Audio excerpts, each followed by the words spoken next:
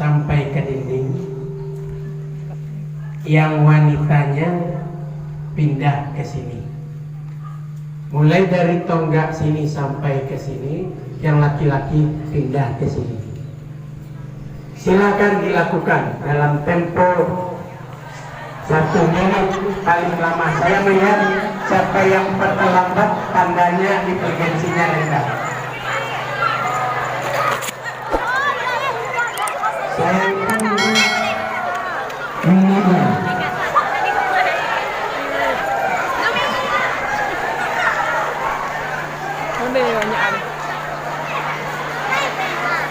Ya duduk sini.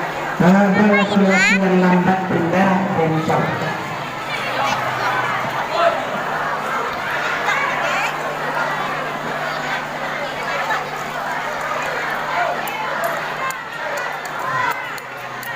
Duduknya bersah. Duduknya bersah. Saya lihat siapa yang biasa sholat berjemaah.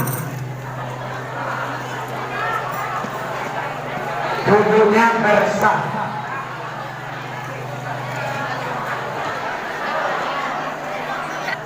Perintah pertama tadi sudah saya melihat wajah madrasah atau tidak. Kedua, saya lihat tadi baru 3 orang yang dicurigai, saya tandai 3 orang itu. Tapi sudah cepat berubah. Yang kedua, saya perintahkan pindah dalam tempo 1 menit. Ternyata baru 25 detik sudah selesai. Berarti inteligensi Anda bagus.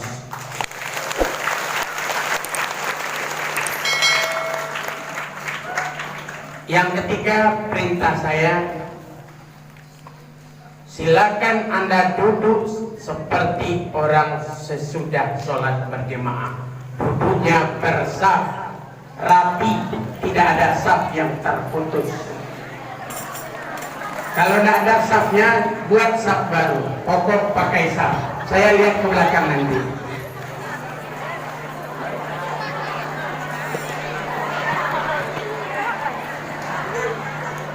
Dan rapi. Saya lihat ke belakang. Dan saya tunggu 30 detik.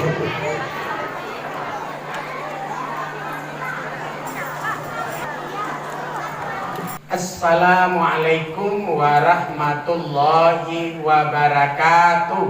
Waalaikumsalam warahmatullahi wabarakatuh. Alhamdulillahirabbil alamin. Asyhadu an la ilaha illallah wahdahu la syarikalah wa asyhadu anna Muhammadan abduhu wa rasuluh. Allahumma salli ala Muhammad sallallahu alaihi wasallam. Amma ba'du. Syukur alhamdulillah kita sampaikan kepada Allah. Selawat beriring salam buat Nabi besar kita Muhammad sallallahu alaihi wasallam. Sallallahu alaihi wasallam. Itu baru anak madrasah. Pertama yang kita hormati kepala madrasah Sanawiyah Negeri 9 Pesisir Selatan. Kalau salah baca bisa Sanawiyah Negeri 9. Kalau Negeri 9 di Malaysia. Tapi memang itu yang sudah diberi nomor kita, nomor 9, MTSN 9 Pesel. Yang kita hormati Bapak Ibu Wakil Kepala. Yang kita hormati pengurus komite, ketua komite beserta anggota, orang-orang tua kita. Alhamdulillah, saya masuk ke tapan dulu yang saya tepati memang beliau. Kemudian juga yang kita hormati Bapak Wali Negari. Yang kita hormati Bapak Pembina OSIM. Ini bos saya ini.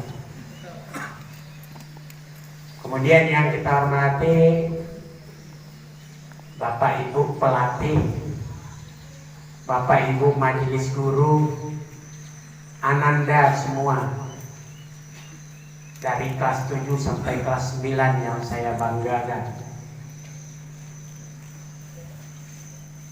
Saya melihat dari awal tadi sampai akhir, saya mulai ini, terbukti bahwa betul Anda ini adalah anak madrasah. Begitu saya suruh pindah-pindah, begitu saya suruh saf-saf, coba lagi sekolah-sekolah lain dibuat seperti ini, susah. Saya bikin. Baru berkesan bahwa Anda adalah anak madrasah.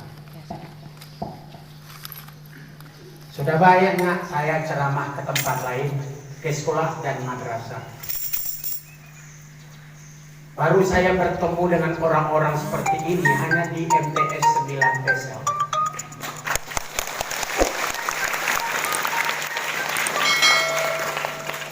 Kita ini tubuh berbeda, perasaan sama. Kalau ingin mengetahui perasaan orang, ukur dengan perasaan kita. Bila kita berbicara, orang ribut, bagaimana perasaan kita? Begitu juga orang berbicara di saat kita ribut. Makanya dibuat Pituah Minang lama diawak katujuh diurang. Mangga kok lama diawak katujuh diurang, diawak sama orang. Boleh dia lama diawak katujuh dianjiang kalau awak sama anjiang. Bagus kan? Kalau bahasa orang lain, tepa selera. Jadi lama diawak katujuh diorang, dipakailah sifat. Itulah yang manusiawi. Kalau langkah lama diawak diorang dah ketujuh, itu bukan manusiawi, tapi manusia jawi. Gitu Nana. Maka kalau ini melihat manusia yang orangnya apakah manusia sebenar manusia, lihat perilakunya, lihat perasaannya, perhatikan.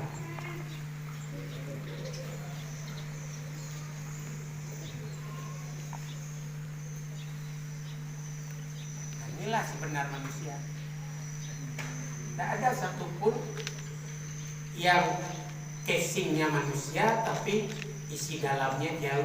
Tidak ada.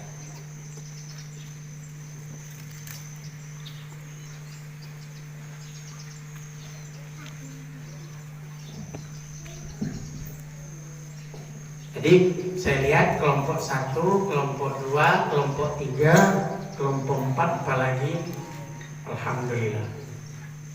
Ini babak pertama sudah beres. Baru masuk ke babak kedua. Saya akan mengutip ceramah Isra Mi'raj ini. Hanya satu aja, tapi pelajarannya banyak. Kita kutip. Kenapa surat Al-Isra dimulai dengan kalimat tasbih? Itu aja. Pertama, satu, karena kebiasaan orang Islam di Arab, kalau melihat kejadian luar biasa, dia membaca kalimat tasbih. Kalau kita kebiasaan apa? Pandai. Ondel mandai ya? Ondel mandai. Ya, kenapa orang ucapkan onde? Karena kejadian itu tidak pernah terjadi. Kejadian luar biasa itu begini. Misal yang ini biasa terjadi di sini. Artinya luar biasa, artinya tidak pernah terjadi. Tapi kalau ada orang melihat guru umur 3 tahun pandai manjat kelapa, ada orang bilang onde. Tidak. Kenapa? Karena Ya itu bisa. biasa. Karena itu biasa. Jadi apa maksud saya, kenapa ayat ini dimulai dengan kalimat tasbih? Karena menunjukkan Isra Mi'raj itu kejadian Luar biasa. Itu maksudnya. Kalau enggak bisa juga dengan tahmid. Alhamdulillahillazi asra. Segala puji bagi Allah yang telah memperjalankan. Atau bisa juga, ya Allah, ya takbir, Allahu Akbarul ladzi asra. Atau bisa kayak ayat kursi, Allahul ladzi asra. Jadi, kenapa ayat ini dimulai dengan kalimat tasbih? Menunjukkan Isra Mi'raj kejadian yang luar biasa. Yang pertama. Yang kedua, Anda catat. Karena Isra Mi'raj itu adalah ujian keimanan. Karena Isra Mi'raj itu adalah ujian keimanan. Anda kalau berzikir mana lebih dulu alhamdulillah dengan subhanallah? Subhanallah. Kenapa demikian? Model itu yang kami terima dulu Pak. Setelah saya gali, saya perhatikan, subhanallah itu artinya kan maha suci Allah. Air yang penuh. Kesucian Allah itu sulit ditangkap panca indera. Yang menangkap hanya keimanan, keyakinan. Kalau alhamdulillah pujian. Kenapa subhanallah dulu baru alhamdulillah? Pujian itu kan datang sesudah ada keyakinan. Tanpa ada keyakinan tidak akan datang pujian. Makanya yakin dulu baru pujian. Kemudian subhanallah itu menyangkut keimanan. Alhamdulillah itu sudah agak berarah ke ibadah. Memang iman dulu baru ada ibadah. Jadi kunci dasarnya adalah yakin dulu baru dipuji. Maka kalau tua orang jaga ubi di tanah pasar, diuji mangkok dipuji, dicoba mangkok percaya. Ada orang baru datang dari Medan, langsung bisa awak pujinya tanpa ada yakin. Tidak. Kok Pak Pelok mah, jujur, kiranya bandit Medan. Maka berzikir itu subhanallah dulu baru alhamdulillah. Kenapa subhanallah itu adalah makanan keimanan? Kenapa ayat ini dimulai dengan kalimat tasbih? Isra Mi'raj itu adalah ujian keimanan. Maka betullah yang disampaikan oleh anak saya tadi, teman Anda tadi. Siapa yang ceramatin? Wah bagus. Ada 3 kelompok. Ada yang menolak tentang Isra Mi'raj, tidak lulus iman. Ada yang ragu-ragu, tidak juga lulus. Tapi yang lulus adalah yang meyakini.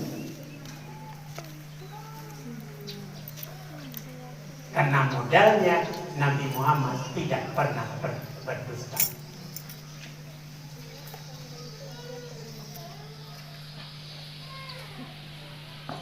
Ada 2 ya.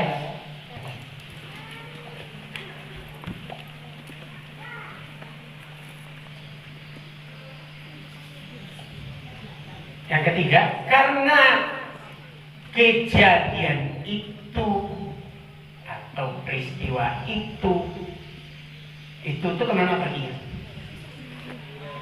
Peristiwa Isra Mi'raj itu Anda tambah juga, nggak perlu lagi. Karena peristiwa Isra Mi'raj adalah peristiwa suci. Boleh kita lihat, tidak usah tulis lagi. 3 itu dulu sementara. Maka kenapa ayat ini dimulai dengan kalimat tasbih? Karena artinya maha suci yang telah memperjalankan. Siapa yang memperjalankan? Yang maha suci. Siapa maha suci? Allah. Kalau yang memperjalankan maha suci Yang diperjalankan kotor atau suci? Suci. Kalau kita sudah mandi, yang dijujuangkan kumuanan pembersih. Kenapa membersih? Karena kita bersih. Pak, tolong bawa pupuk kandang ke ladang Pak, mandi Pak Leo. Ada itu? Kenapa pupuk kandang nggak bersih? Karena yang memperjalankan maha suci, yang diperjalankan pasti suci. Mana buktinya? Nabi Muhammad sebelum diisra dan dimi'rajkan, beliau dibedah lebih dulu, dibersihkan hati. Itu bukti. Yang jadi pelajaran mana kok hati nanti bersih? Mana enggak katia? Siapa banyak juga katia orang bermasalah. Nanapia, nanami, namasak. Dan sekitar alat kuabehan yun. Ada Rexona, ada Pepsi, ada Casablanca, ada Hipka, ada MBK. Tahu kepanjangan MBK? M memberantas, B bau kakatia. Memberantas bau kakatia. Kalau Hipka, hilangkan bau kakatia.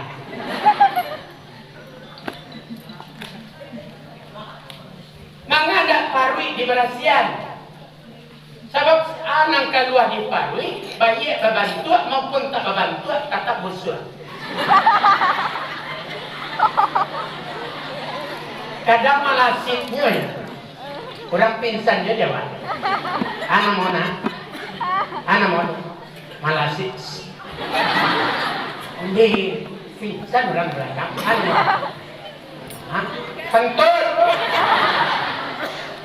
Kentut kantui.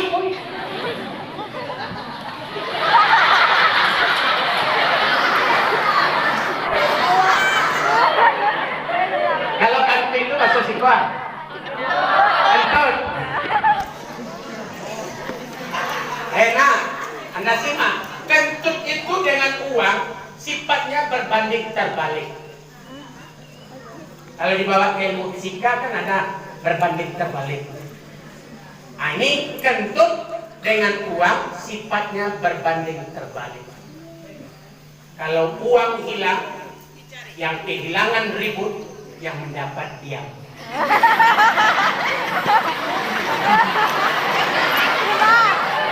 Ya kan? Kalau kentut, orang kehilangan diam, orang mendapat ribut.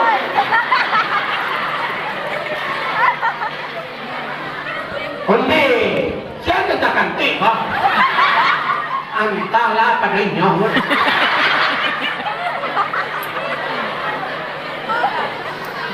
Kalau di kami Kambang ada anak-anak lagu.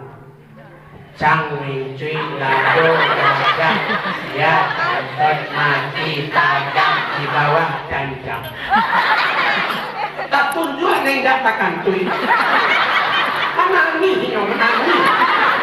Allah itu juga ada kentut benar. Masuk lewat lagu tu tahu ke orang mentakan tu?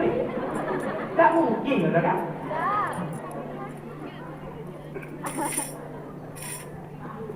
Kenapa kok tidak ketiak, kok tidak perut dibersihkan, kok hati? Setelah tiga kiranya busuknya kentut, busuknya berak, busuknya ketiak, belum separah busuknya hati. Lucu ya.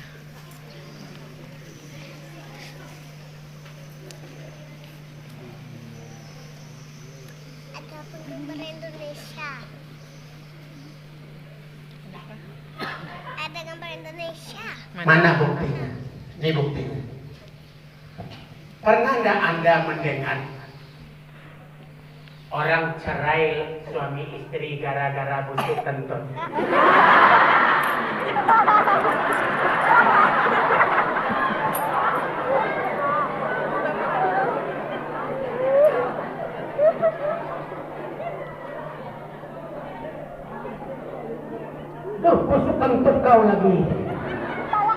daripada kayak ini lebih baik saya cerai dengan kau. Itu cari kantik kamu.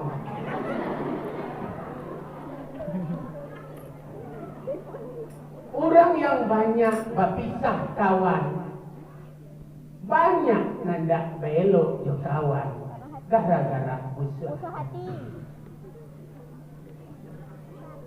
Busuk hati itu tahu nak? Tak dapat belabih orang loh. Anggo awak sesat. Tak dapat belabih orang hati dah sana. Orang baliot terancak, awak nak pingsan. Orang mali TV, awak cari lagi bini. Anak orang dah laki, awak nak pingsan nyambi orang tiap hari. Itu tandanya busuk hati. Busuk hati itu berbahaya. Dia selalu menganggap dia benar, yang pintar dia, yang hebat dia, yang ambaga. Kalau orang lama rasa pintar atau merasa benar, sebenarnya orang itu tidak benar. Kalau ada orang merasa benar, sebenarnya mereka tidak benar. Saya uji, saya buktikan. Mau dibuktikan? Kalau datang Buya Sabunan Rinci ke rumah saya, begitu saya sedang makan, Buya makan, ayo makan. Kata Buya, enggak, saya sudah makan. Makanlah Buya, enak gulainya, rasa gulai ayam gulainya. Kalau ada saya mengatakan enak gulainya, rasa gulai ayam gulainya, gulai yang saya makan gulai ayam atau tidak? Tidak. Hah? Tidak. Tidak. Itu yang tepat nak. Enak gulainya, rasa gulai ayam gulainya, berarti gulai ini tidak? Kalau ada orang merasa benar berarti tidak? Nah, kalau ada orang merasa pintar berarti bodoh. Kalau ada orang merasa kaya berarti miskin. Kalau ada orang merasa besar berarti hilangkan merasa.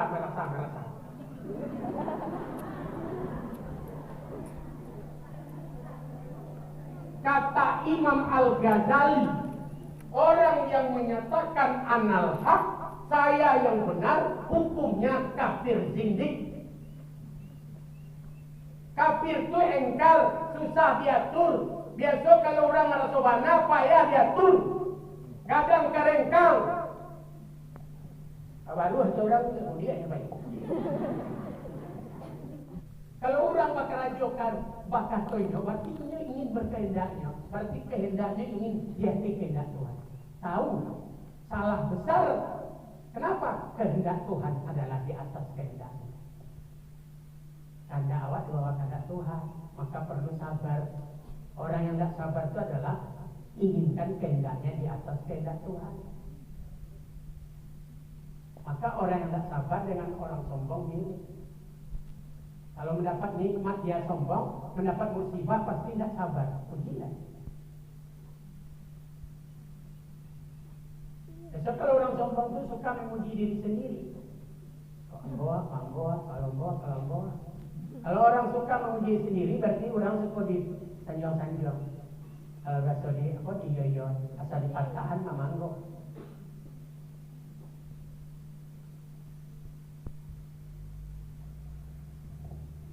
Hidung alat membaun, yang membaun adalah hati. Coba tidak diperhatikan si orang tak tahu.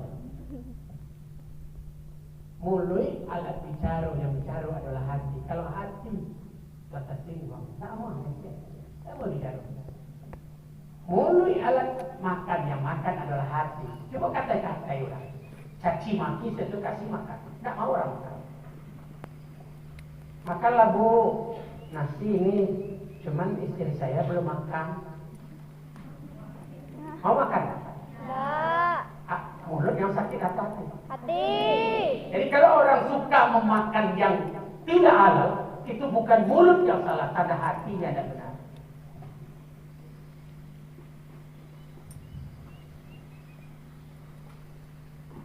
Kenapa mata dua, mulut satu? Melihat dua kali berbicara. Sebelum berbicara analisa dulu. Maka mata di atas, mulut di bawah. Belum jelas peristiwa, jangan ngomong. Ini baru ngomong orang, bicara orang yang tidak dengar. Udah bicara panjang lebar pada orang lain. Bentuk kita yang melihat bentuk. Maka ditanya, kamu ngomong ini, kamu yang lihat betul enggak? Oh, nah ini kata orang pula. Enak. Harusnya enggak gitu. Melihat dua kali bicara. Maka di Minang, mengecek yang mati.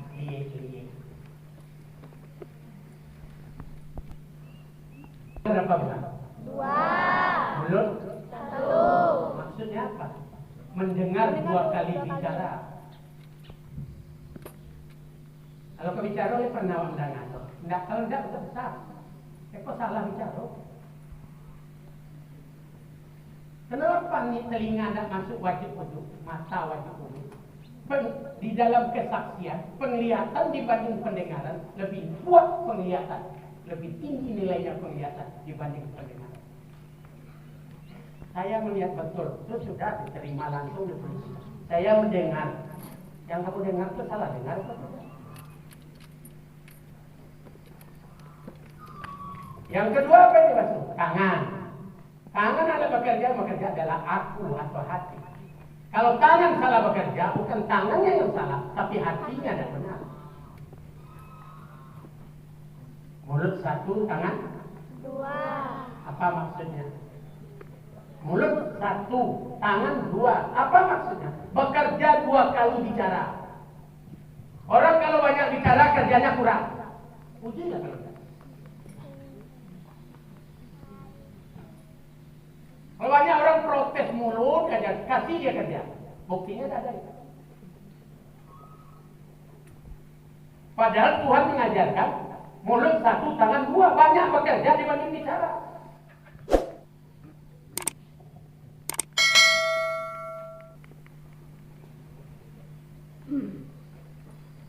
Sudah tangan apa lagi? Kepala ya, sapu kepala. Yang dikejar apa? Otak. Kata kawan, sapu rambut, bukan sapu rambut. Ada kawan mengatakan boleh ujung rambut aja. Kalau boleh ujung rambut, bagi ibu yang berambut panjang kan boleh sini aja. Mama rambut panjang. Jadi yang sana bukan sapu rambut, sapu kepala. Yang dikejar kepala itu apa? Otak. Otak alat berpikir, yang berpikir adalah hati. Kalau pikiran orang kacau, tanda hatinya galau. Maka dalam SK dijelaskan mengingat, menimbang, memperhatikan, baru memutuskan. Diputuskan dengan hati. Kalau dibawa ke Minang, raso dibawa naik, periso dibawa turun. Antara raso di hati, langsung diucapkan, kau naik kau tak, periso jota. Setelah preso jota, jangan diucapkan, bawa ke hati, sampaikan dengan perasaan. Itu orang Minang.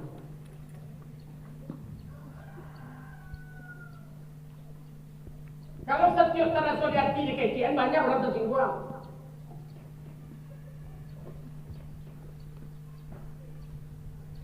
Pertimbangan preso.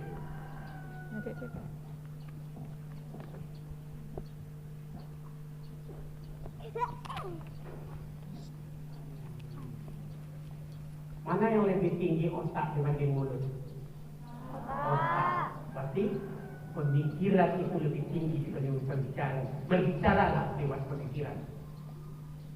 Tapi jangan Anda memikirkan pembicaraan. Lihat orang sesat.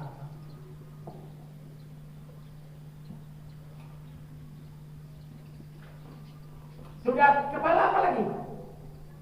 Kaki. Kenapa kaki dibasuh? Kaki alat berjalan, yang berjalan adalah hati. Kaki adalah berdiri, yang berdiri adalah hati. Kalau kakinya suka berjalan ke tempat yang salah, bukan kakinya yang salah, tapi hatinya yang salah. Maka kunci bersihkan hati. Kalau hati bersih, bersihlah seluruh perbuatan tadi. Kenapa mulut kaki dua? Banyak berjalan di negara. Kalau ada kejadian ngomong orang, lihat dulu ke sana. Kata orang, kita anggap kata agama, tabayun dulu.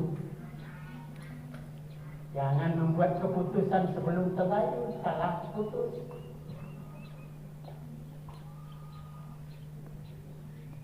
Lalu hati satu, otak satu, mulut. Kenapa kok sama satu? Hati satu, otak satu, mulut satu. Kiranya hati, otak, mulut satu kata. Itu orang yang sehat. Kalau berbeda kata, munafik, sakit jiwanya. Pada hati tidak beres. Lain di mulut, lain di hati. Itu orang tuh hati rusak.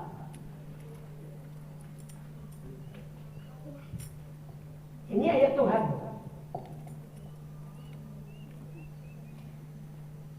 Maka bersihkan hati. Kembali, kenapa Nabi Muhammad dibersihkan hatinya akan Isra Mi'raj? Karena yang penting buat manusia adalah hati. Kenapa Nabi Muhammad dibersihkan? Karena yang memperjalankan Maha Suci. Yang memperjalankan Maha Suci, yang diperjalankan suci. Lanjut.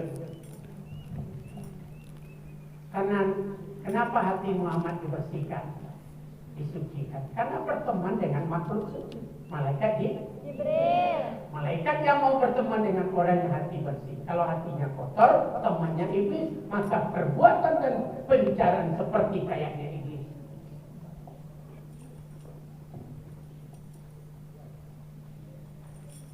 Kenapa Nabi Muhammad dibersihkan hati akan Isra Mi'raj? Karena perjalanan Muhammad itu perjalanan suci dari masjid ke masjid. Tapi orang yang namuh ke masjid, orang nanti barat bersih. Kalau hati kumuh tidak mau ke masjid. Jadi kalau ada masjid suatu kampung, nalangal jemaahnya, itu tanda banyak hati kumuh tinggal di kampung. Maka nabil musyrikina ayya'muru masajid Allah. Tidak akan ada orang-orang syirik yang tak mau memakmurkan masjid Allah. Syahidina ala anfusihim bil kufri. Apalagi bila dia kafir. Orang syirik, orang kafir tidak akan mau memakmurkan masjid Allah. Kalau ada masjid satu kampung yang tidak makmurkan, tanda banyak orang syirik dengan orang kafir tinggal di kampung.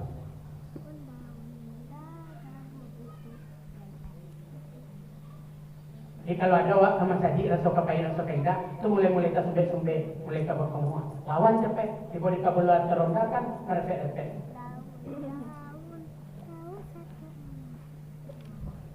Kenapa Nabi Muhammad dibersihkan hatinya akan Isra Mi'raj? Karena Nabi Muhammad akan diangkat dari Masjidil Aqsa sampai ke langit pertama, kedua, ketujuh, sampai ketujuh, sampai Sidratul Muntaha. Artinya apa?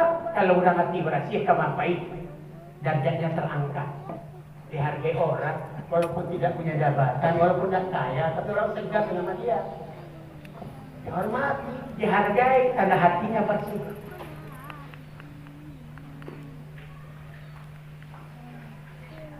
Setelah itu, mengapa Nabi Muhammad dibersihkan hati akan Isra Mi'raj?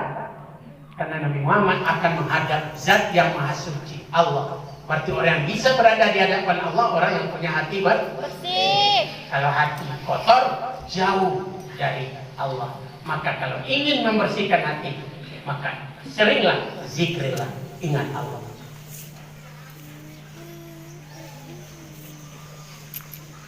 Maka katakan, kalau ingat Allah, hati akan tenang. Kemudian selanjutnya, mengapa Nabi Muhammad dibersihkan hatinya akan Isra Mi'raj? Karena Nabi Muhammad akan menerima perintah sholat. Berarti orang yang mau melakukan sholat, orang yang punya hati bersih. Jadi kalau Anda ingin mencatatnya, kenapa Nabi Muhammad dibersihkan hatinya akan Isra Mi'raj? Pertama, yang penting buat manusia adalah hati. Kedua, karena ditemani malaikat makhluk suci, malaikat Jibril. Ketiga, menempuh perjalanan suci. Keempat, karena bertemu akan diangkat derajatnya dari Masjidil Aqsa ke Sidratul Muntaha. Ada yang lupa satu, yang kelima, Nabi Muhammad itu di waktu perjalanan kan diberi tamsilan kan, pelajaran. Berarti orang yang mau diberi pelajaran adalah orang yang hati bersih. bersih. Kalau hati umum ada melatih pelajaran dia ini. Dia tak jaga pelajaran yang tidak kalimat. Yang keenam, kenapa Nabi Muhammad dibersihkan hatinya akan Isra Mi'raj? Karena Nabi Muhammad itu adalah berada di hadapan Zat yang Maha Suci, Allah. Yang ketujuh, mengapa Nabi Muhammad dibersihkan hati akan Isra Mi'raj? Karena menerima perintah sholat. Kalau Bapak buat dari bawah, yang memperjalankan Maha Suci, yang diperjalankan suci, berteman dengan makhluk suci, menempuh jalan yang suci, bertemu dengan Zat yang Maha Suci, menerima perintah suci untuk orang yang ingin suci. Jadi Maha Suci Allah itu mulai dari bumi sampai ke langit sampai ke bawah suci. Itulah dimulai ayat ini dengan kalimat tasbih. Paham? Paham? Si bubuh lawaknya lama digulai julado mudo. Salam simpuh pada orang banyak. Kok salah ambo di babi caro. Akhir kalam, wabillahi taufiq wal hidayah. Assalamualaikum warahmatullahi wabarakatuh.